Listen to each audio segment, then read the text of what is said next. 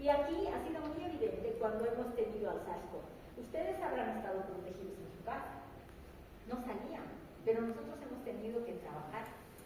Un paciente con COVID pasaba por ahí y al hospital se iba, todos con permiso, contagiado, el otro muriendo, una cosa terrible. Lo que llama la atención de este artículo es lo siguiente, lo que dice en esta parte: no se propagan por gotitas respiratorias de corta duración ni por fomites. ¿Eso no les parece peligroso? O sea, estos virus son tan pequeños que nada hace una protección simple. ¿Me dejo entender?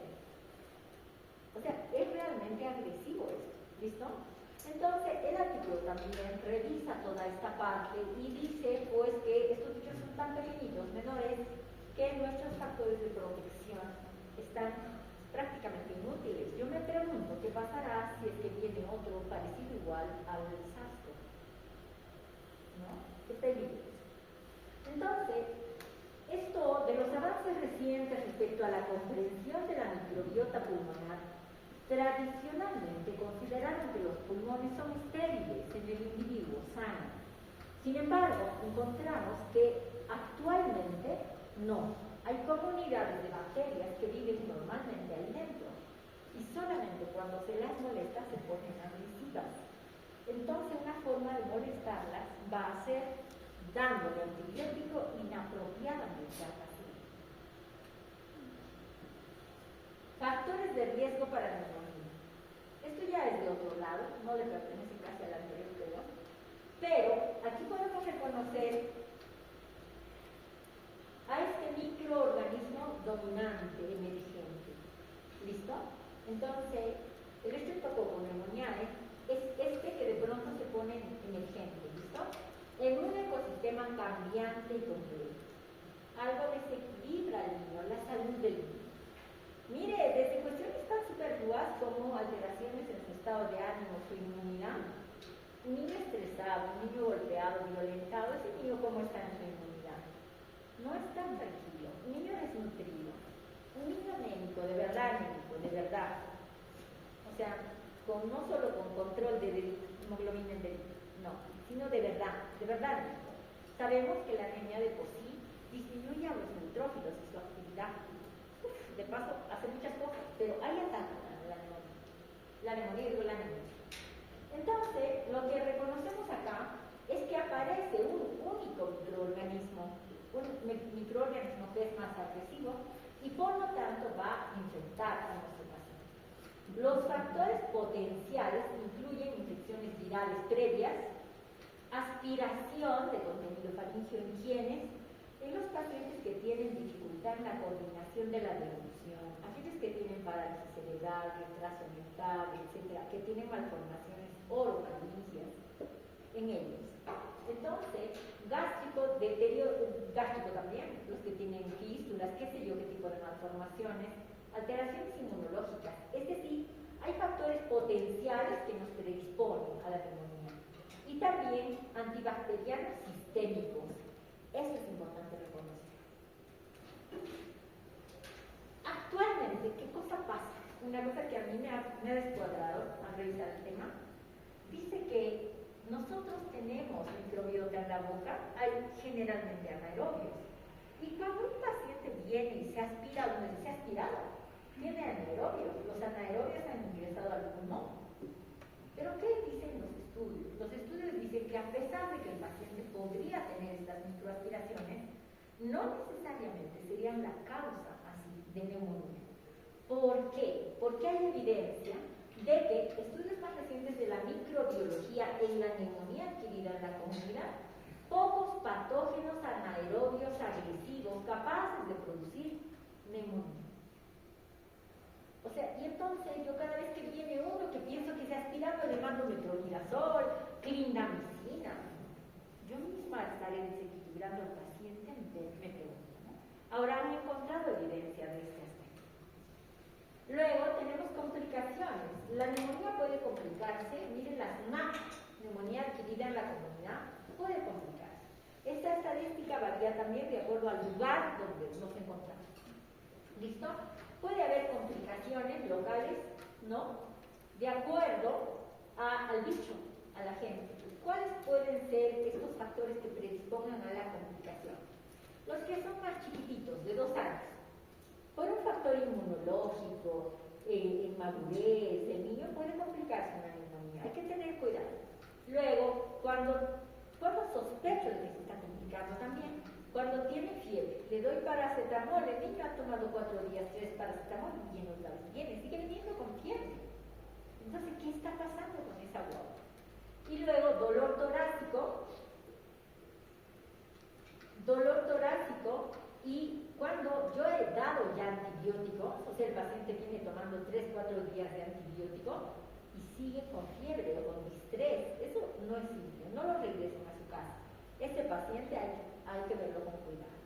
¿Listo? Y luego, cuando obviamente el estado clínico ha desmejorado. Complicaciones locales, es decir, a nivel pulmonar, uno de los principales es el derrame pleural. ¿Listo? El derrame pleural también con fiebre, que no cede, ¿listo?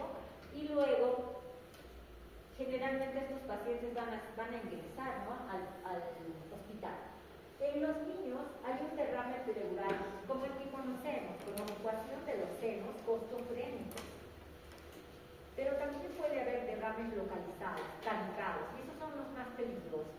¿Por qué? Porque a veces uno no los percibe, no los nota rápido, y puede llegar a complicar al paciente y necesitar luego cirugía para decorticar toda esa zona. La pleura se torna dura, se endurece, ya no desliza una sobre la otra, se vuelve paquipleuritis, ¿cierto? Luego, la exploración física, ahí vamos a encontrar, si es que hay un derrame, obviamente hipofonéticos, los sonidos, va a haber una auscultación asimétrica. Bueno, lo identificamos de manera plena con la radiografía, y ahí se acordarán ustedes de la curva de Damasó, que puede cambiar esta curva de Damasó según el paciente esté en decúbito dorsal, lateral, ¿no es cierto?, o en bípedes. Eso es importante, pero ahora lo que más se está haciendo en pulmón es ecografía pulmonar. Yo les decía a ustedes que ustedes van a ser la generación de la full tecnología. No va a haber un médico que no haga él mismo su ecografía. Entonces los ecografistas no se quedarán, sugiero no seguir esa especialidad. No, mentira, siempre estarán, ¿no? Pero de todas maneras es la generación que va a usar más ecógrafo. ¿Por qué? Porque permite precisiones del ecógrafo. Se puede diagnosticar desde recién nacidos que hacen neumonía, malformación, sabe de todo. Entonces, en estos pacientes va a ser importante hacerles una ecografía para localizar estas compensaciones que puede estar teniendo el paciente y la complicación como demás. Aquí habrá varios aspectos. Un pH mayor a 7,20 sin septos en la ecografía, o si no, en una ecografía con septos, es decir, tabicado, ¿no? Tabicado. Imagínense que es un pulmón de un niño que tiene un poco de líquido aquí, el otro poco acá, el otro poco allá. Su pleura está muy comprometida. Entonces, ¿cómo incluso el cirujano del tórax va a entrar? Abrir allá, abrir acá, ¿cómo hace? Entonces, es una complicación peligrosa. ¿Listo? La formación de septos fibrosos y luego que se complique con un entiendo. ¿Listo? Entonces, esto va a ser importante. Ojalá que el paciente no va a llegar a eso. La neumonía necrotizante.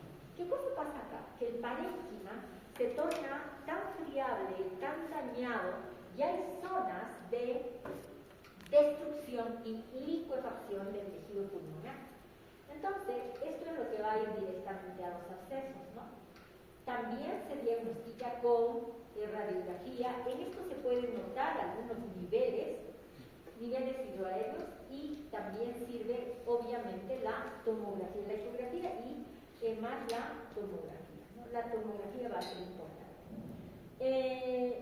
A veces los pediatras decimos, no, ¿para qué tanta radiación al paciente? Cuando está yendo 4 días con fiebre y sigue con fiebre, y uno dice, esperemos, ¿para qué tanta radiación? Pero no deberíamos pensar así, deberíamos pensar que esa tomografía nos va a ayudar a la precisión diagnóstica y la complicación de la neumonía.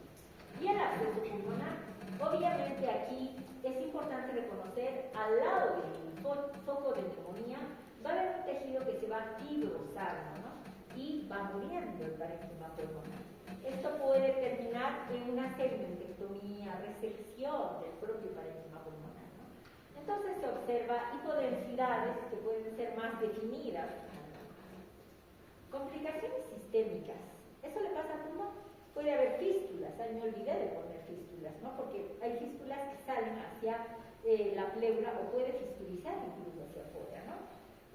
O puede hacer esto. Mire que yo vi ahora en esta rotación que estaba en el Nueva Día había un niño que le habían operado de un problema a nivel de malformativo, a nivel de esófago bráquico. Entonces, ¿qué pasa con este niño? Chiquito el paciente. Es un paciente que apellidaba Coila, el Coilita. Es de acá, del pulmón. Entonces el Coilita lo traen y lo operan y de pronto el Coilita está mal. Su evolución postquirúrgica es mala después de esta corrección. Entonces, ¿qué le hacen? No puede respirar, le va mal, y tenía una malformación un poquito superior hasta que terminan haciéndole una traqueostomía. Pero en ese trance que pasaría con el paciente, empieza a fistulizar. ¿Qué fistulizó? Desde la tráquea hacia la pleura. ¿Me dejo entender? Le pusieron un tubo de drenaje y a través de este tubo de drenaje salía saliva.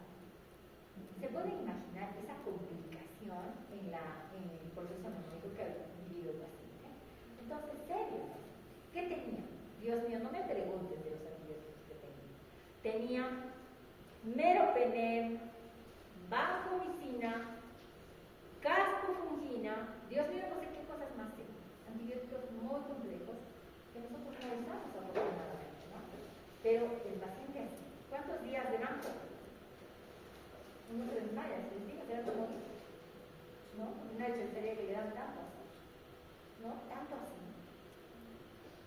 Bueno, entonces las complicaciones sistémicas son deterioro progresivo del estado general. Este paciente puede hacer shock séptico, fallo multiorgánico, coagulación intravascular diseminada, síndrome de distrés respiratorio marcado. ¿Listo? Entonces, en neumonías con bacteriemia, focos de infección a distancia. Miren que es importante que no consideremos que solo puede quedarse en el pulmón, sino esto, el pus, que ya está en la neumonía, va a ser disparado como émbolos a otras zonas en el cuerpo del niño. Y por lo tanto van a aparecer lesiones a diferente nivel, en diferentes sistemas. Hiponatremia es frecuente, pero ¿por qué se da? Por inflamación sistémica, ¿listo? Tiene que ver con este Chiar. Entonces aquí hay una hipoosmolaridad plasmática. ¿Cómo se corrige? A ver si hidratamos un poco al paciente. Pero hay que modificar, corrigiendo el valor de agua que tiene el paciente. Eso sí se dice. Entonces aquí lo que se hace es corregir esta hipoosmolaridad. Si todo está bajo, ¿yo qué hago? Si los electrolitos están bajos, ¿yo qué hago? ¿Lo diluyo más? No. Le restringo el líquido, ¿no es cierto? Ya, entonces por lógica, estaba diciendo acá. Entonces le reduzco, no sé si está bien dicho, le restringo, creo que está mejor eso, le restringo la cantidad de agua. Entonces un sodio que estaba hipo va a tener opción a un poco elevado. Estamos ahí, ¿verdad? Estamos ahí, ¿verdad? Entonces el paciente por proceso inflamatorio hace hiponatremia. Baja, por proceso inflamatorio, baja su sodio. Entonces, ¿yo qué hago? Si aquí está su volumen de agua, restringo un poco el ingreso de agua, bajo un poquito el agua, de tal forma que el sodio se concentra un poco. ¿Me deja entender? Entonces, eso le hago al paciente para que corrija un poquito su sodio. ¿Listo? Muy bien. Entonces, restringo la patología. Pero acá dice algo importante, se debe evitar el diagnóstico automático de alteración de Sheehan en los pacientes si no se tiene el criterio. Entonces, hay que comprobar esta hipoosmolaridad plasmática. No puede decir uno de frente.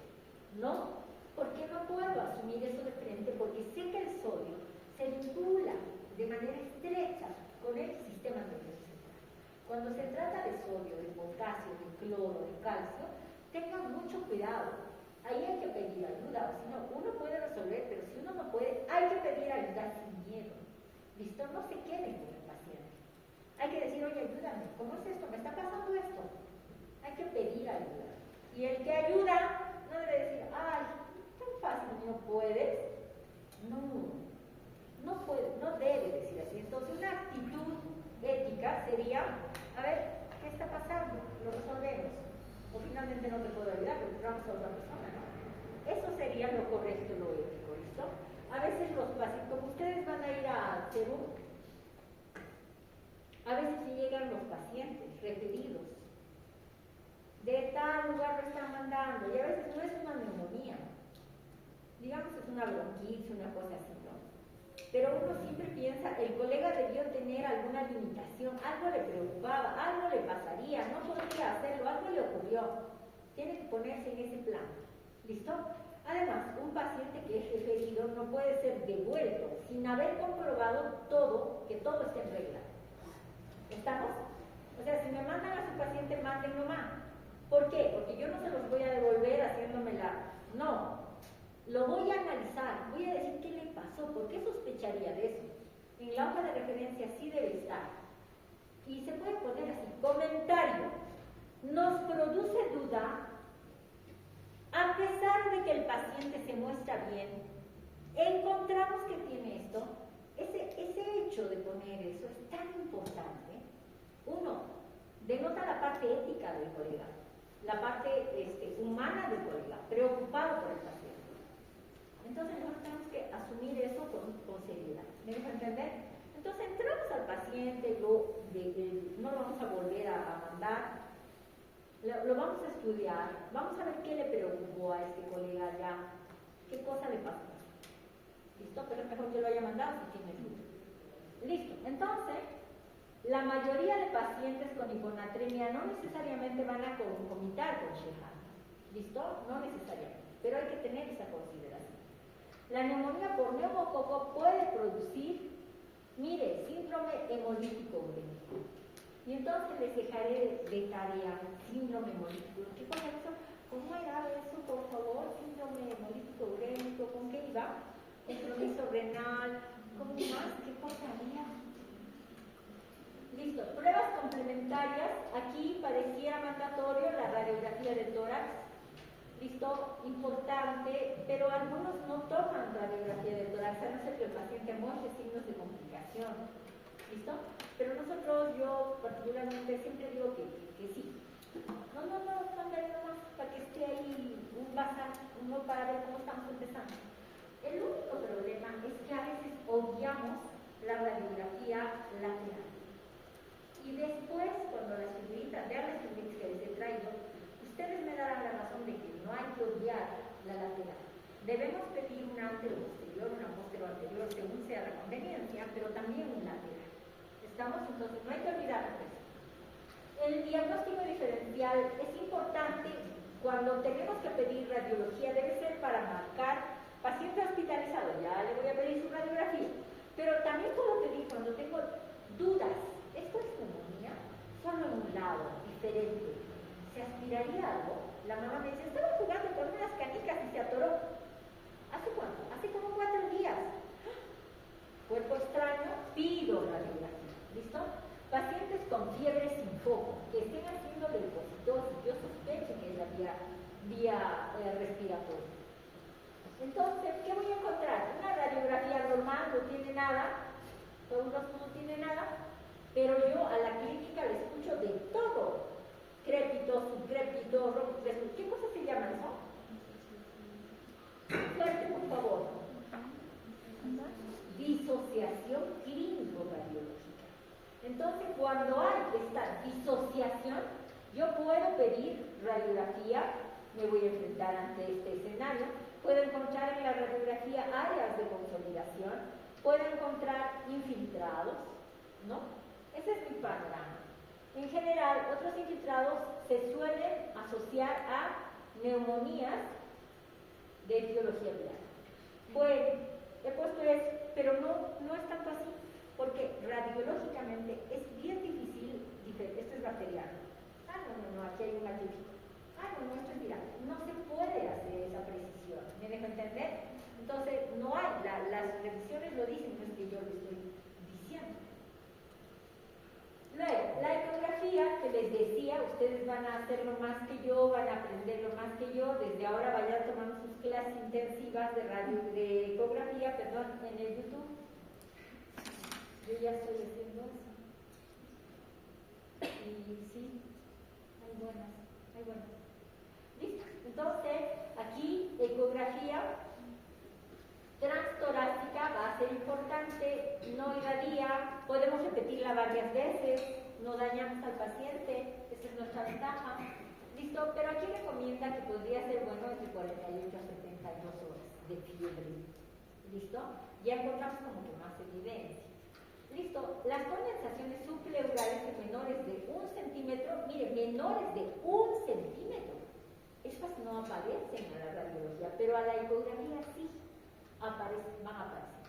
Y obviamente el TAC torácico en algunos casos va a tener utilidad, y más cuando ya se está complicando, ¿no?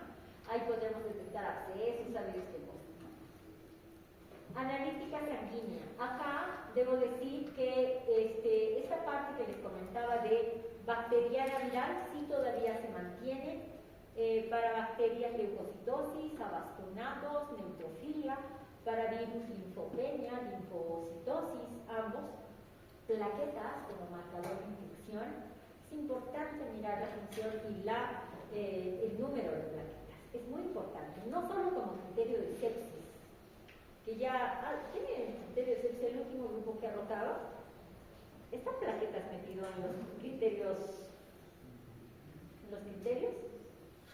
¿Quién estaba que ha rotado conmigo hasta ayer? ¿Hasta ayer? ¿Hasta no sé cuándo? ¿Están metidos plaquetas? Sí, sí está. Para sepsis, ¿listo? Entonces es importante mirar las plaquetas. A veces pensamos solo alteración de la coagulación, pero eso no debe ser así. Los invito a revisar entonces plaquetas y sus múltiples funciones, y son muchas y muy importantes, cada vez más importantes. ¿Listo? Entonces plaquetas sigue pesando. Se recomienda en pacientes que requieren ingreso hospital, apenas entre su paciente al hospital, por favor pídanme todo completo. ¿Qué le pedirán? Su hemograma, su PCR, sodio, por ahí, ¿no es cierto? ¿Le pedirán, no? ¿Ya le pedirán? ¿Sodio ya le pedirán? ¿No es cierto? Más si el paciente está irritable, ¿no? Tiene trastornos de sangre, está pasando ahí. Listo, después hemograma con todo lo que corresponde. Luego PCR, en caso de neumonías. Esto les comentaba yo, les decía que aquí había un conflicto entre PCR y procalcitonina, uno mejor que el otro. Bueno, todos van a decir, ¿cómo vamos a dudar? Procalcitonina es mejor. Pero hay estudios que están un poquito cuestionando esto. Mientras tanto, sigamos pensando así. Y la elevación del PCR y de la procalcitonina se asocia con una mayor posibilidad de encontrar bacterias, ¿no? Entonces, siempre cuando suben mucho el PCR, la procalcitonina, las interleucinas, debemos pensar bacterias. ¿Qué cambió? Las de biología bacteriana normalmente neutrofilia, o sea, no cambian nada. ¿Listo? En los casos de linfocitosis y linfopenia, cuando tenemos virus, y la hiponatremia. Tratamiento de soporte. Paciente que entra con neumonía, yo ya estoy pensando, lo tengo que hidratar bien, si puede comer, no tiene frecuencia respiratoria alterada, le daré sus comiditas, me percataré de que no eleve su frecuencia respiratoria, que no sea mucha su demanda oxigenatoria, porque si no lo tengo que dejar en NPO, ¿se acuerdan? Administración de oxígeno.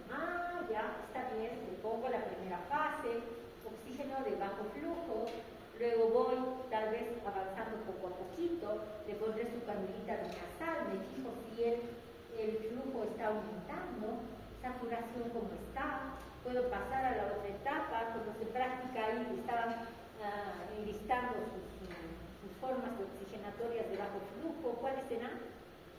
Cánula nasal, mascarilla, con reservorio pero de recirculación y de no recirculación. Los de alto, ¿cuáles serán? Venturi, cánula también de alto flujo.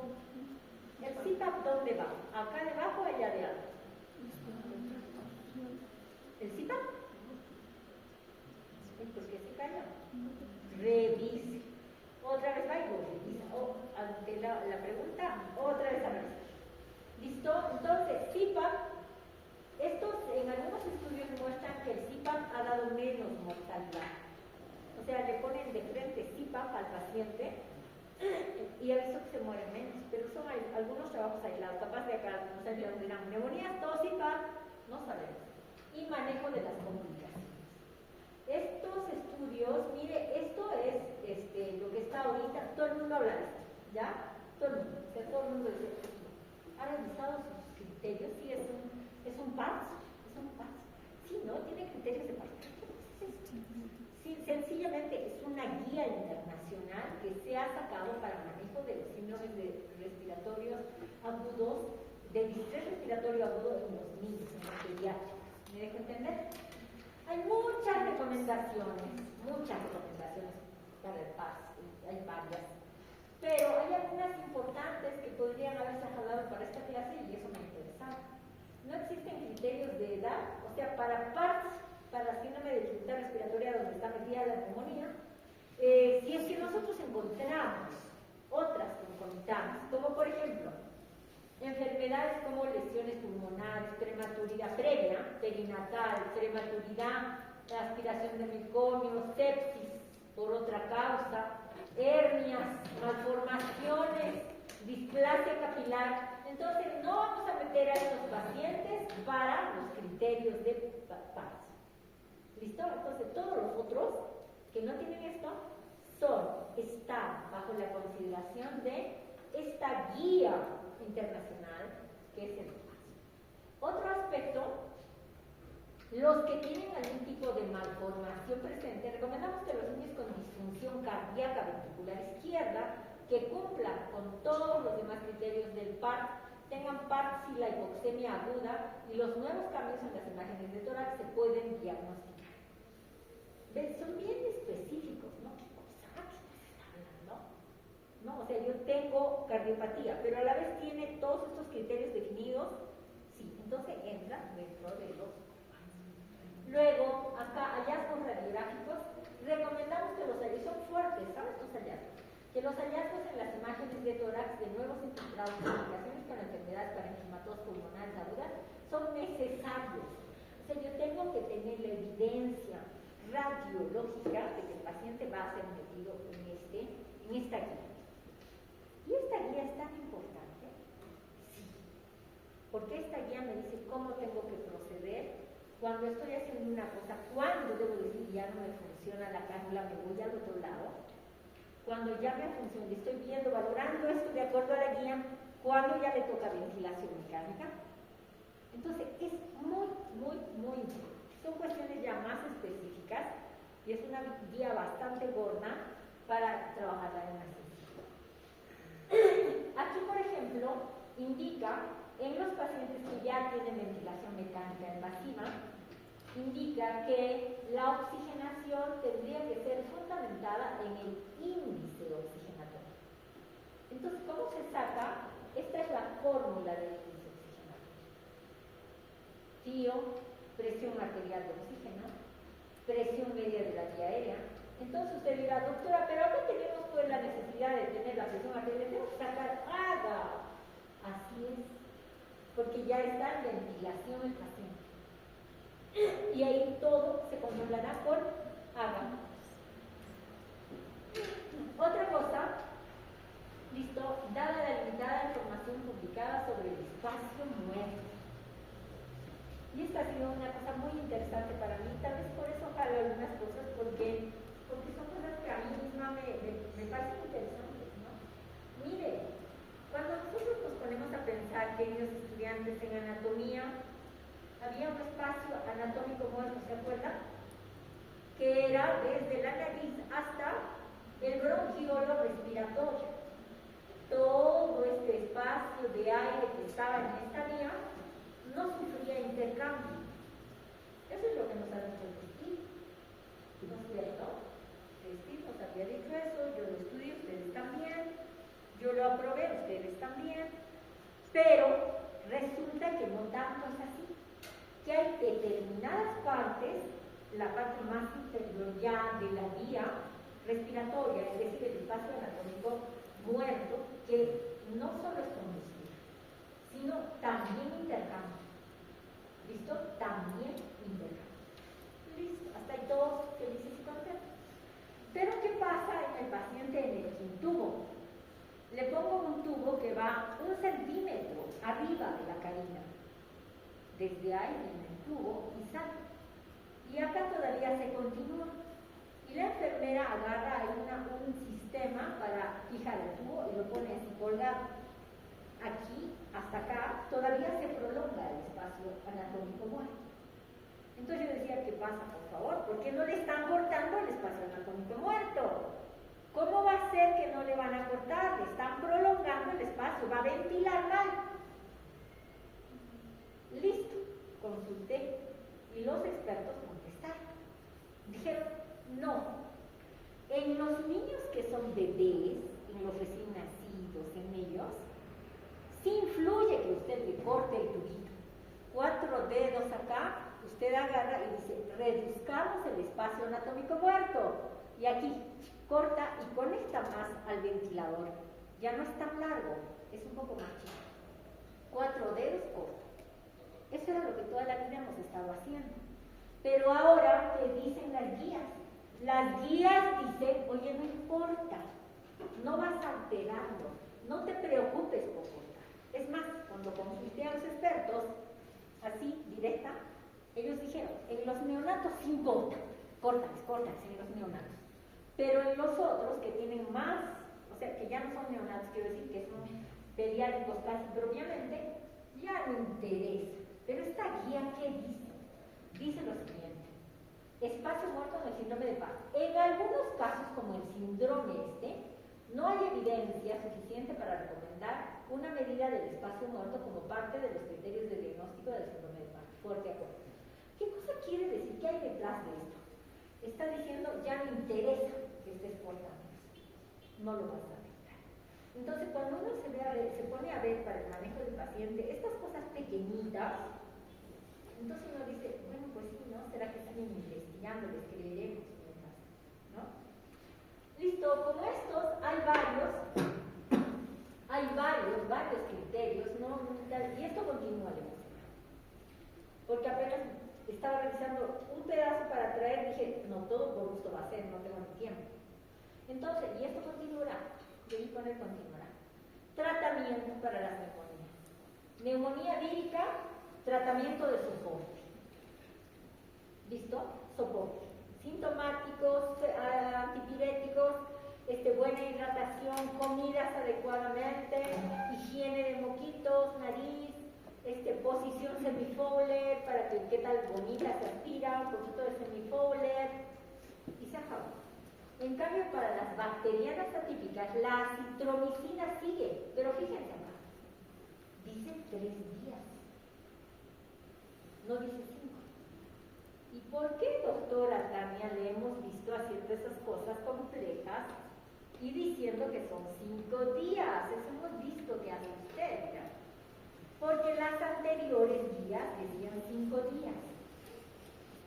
Ahora, suficiente como usted le dé 3 días.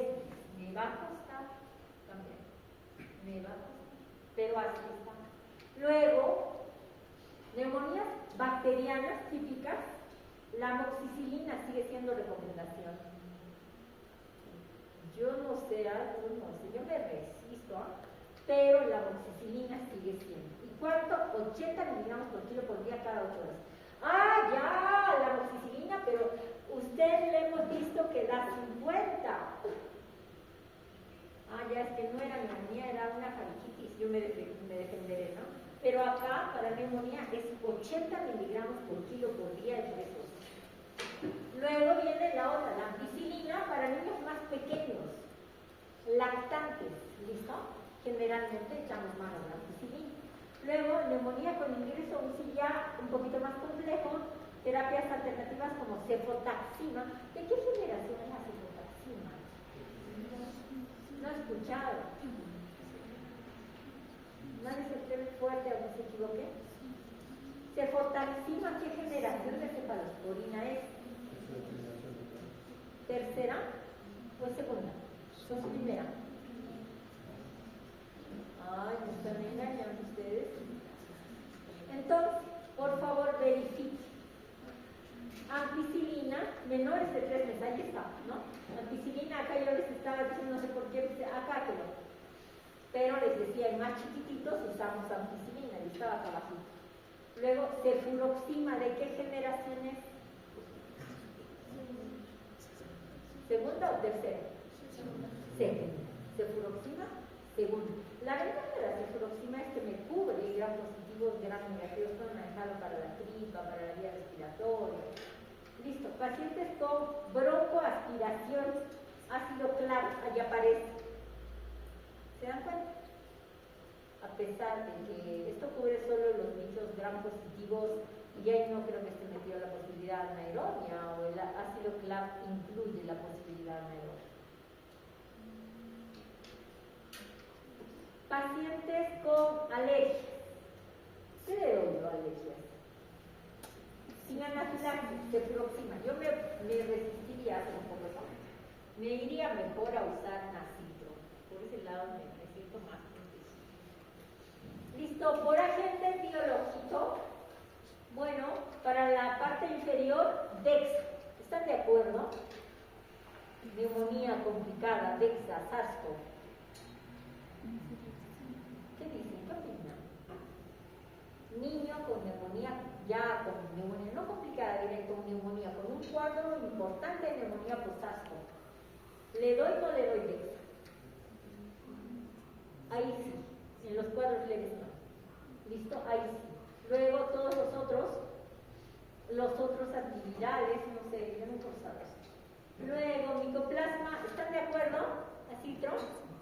¿Están de acuerdo, verdad? A esa dosis están de acuerdo. Sí están, 3 días. Hemófilus, cefalosporinas. Hemófilus, ¿cómo les parece? ¿Está bien, no? ¿Están de acuerdo o no? Listo. Ampicilina, amoxicilina para estreptococopiógenes, el que estaba apareciendo, ¿se acuerdan? El piógenes, el que está apareciendo un poquito más. Listo. Esta es una neumonía radiológicamente. Mire, me parece importante porque si bien es cierto esta área aparece con un poco de opacidad, todavía se puede notar el ángulo, el seno, costofreno. Aquí hay un poco de opacidades para iliares, pero nada importante. Pero aquí también hay un poquito de pinzamiento. Pero posteriormente, acá también en la lateral, ¿no? En toda esta zona prácticamente. ¿Y esto qué les parece? Miren, parece una gran zona de atelectasia, es una neumonía en un niño, ¿no? ¿Listo? Ha borrado la silueta cardíaca, no la veo yo. Aquí hay una neumonía alveolar multifocal, aquí una y aquí otra. Nota en un niño más grande, 14 años. Hemos dicho que estos localizan más. Los niños grandes localizan más, ya se portan un poco como adultos. Entonces aquí también parece atelectasia acá, medio definido este borde, y aquí otro. Luego acá que hay, mire, esta es la placa de frente. Es la única que ha resistido. Pero mirando esto y después mirando la lateral, uno puede ver que detrás hay algo. Acá no se nota, pero detrás sí hay algo. Retrocardíaca. Problema retrocardíaco. Dios, si se me pasa ahora lateral. Lateral pediré, procuro pediré. Especialmente en los que están con más clínica. Neumonía redonda. ¿Con qué se confundiría una redonda? ¿Con qué? ¿Absceso? ¿Quiste?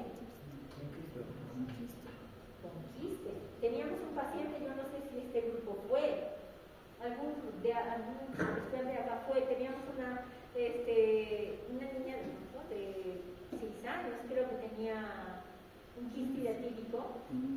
¿Algún grupo fue? Cuando vio la niña que estaba en el ambiente adentro ahí, la operaron. Digan pues que vieron. Si les estoy explicando, si estamos viendo, miren. No. Ya, neumonía redonda en paciente de 5 años, ¿no? Acá se nota más. Luego, neumonía basal izquierda, ¿dónde está? Acá. Vas a la izquierda, ya no se nota el seno, ¿no? Capaz con derrame,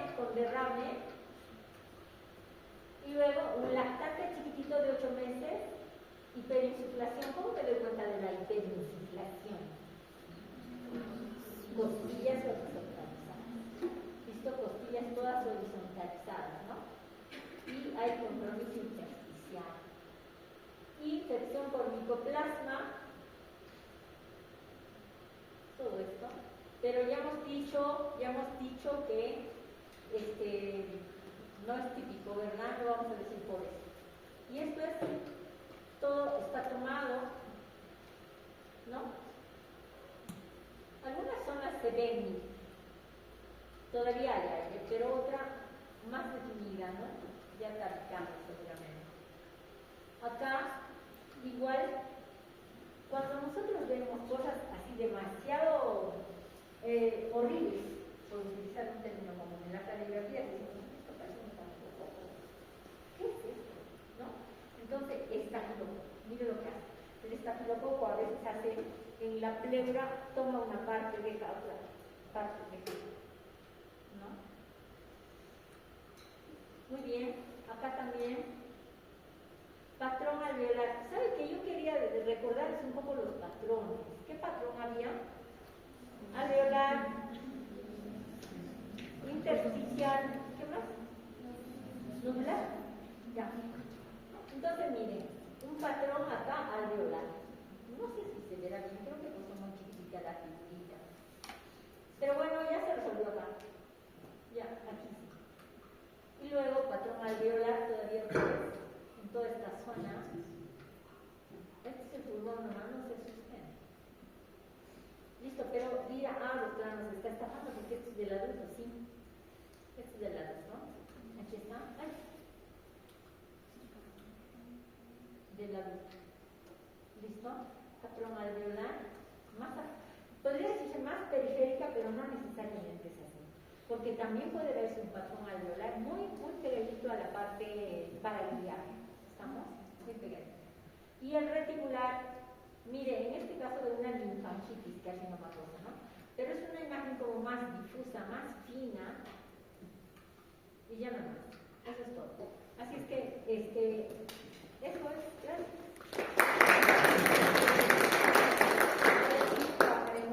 Pero yo pienso que ya no puede ser solamente una persona hablando. Está aburrido. ¿Por qué? Porque aquí hay muchos cerebros funcionando. ¿Les parece si utilizamos alguna dinámica? Seguramente como somos tantos profesores de pediatría, consideramos que la memoria después de una clase teórica con una sola persona hablando, el estudiante retiene 5%. Entonces supongo que con sus otros profesores habrán utilizado muchas dinámicas de trabajo. Ahora vamos a usar solo una. Así es que